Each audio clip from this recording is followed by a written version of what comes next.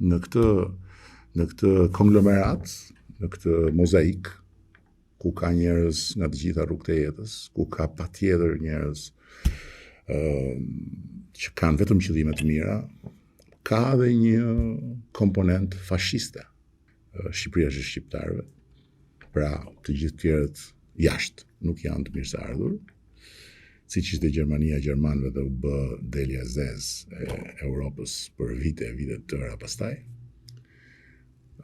Greqia është e grekëve, thoshin këta hajvanët e agimit të artë, që u bën një problem për Greqinë. Fryma fashiste është kur ti thua unë dua të flas, unë dua të them atë që mendoj, unë dua të protestoj, unë dua të rrim bulevard, po unë nuk dua dhe nuk pranoj që të tjerët kenë një opinion apo një qëndrim tjetër, të tjerët duhet të çohen nga kafet, të tjerët nuk duhet të shkojnë në koncert, të tjerët nuk duhet të shkojnë në plazh, të tjerët nuk duhet të punojnë, sepse duhet të jenë pjesë e kësaj gjëje. Fryma fashiste është kur nuk do të dish fare.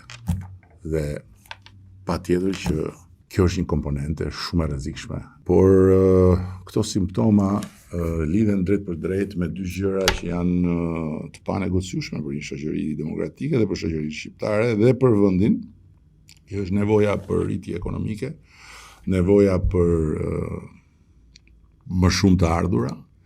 Dhe turizmi është një burim kaq i madh dhe kaq i rëndësishëm dhe këtë vit parashikohet të jetë një sezon më i suksesshëm ndonjëherë, por nëse kjo situatë do të vazhdojë dhe nëse anullimet do të vazhdojnë, ky nuk do të jetë një sezon i suksesshëm, ky do jetë një sezon i sabotuar nga vetë ne.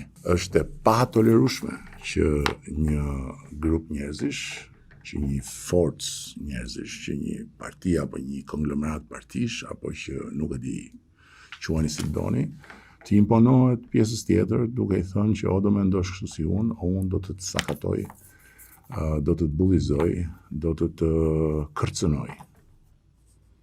Kjo është fashiste, është skandaloze.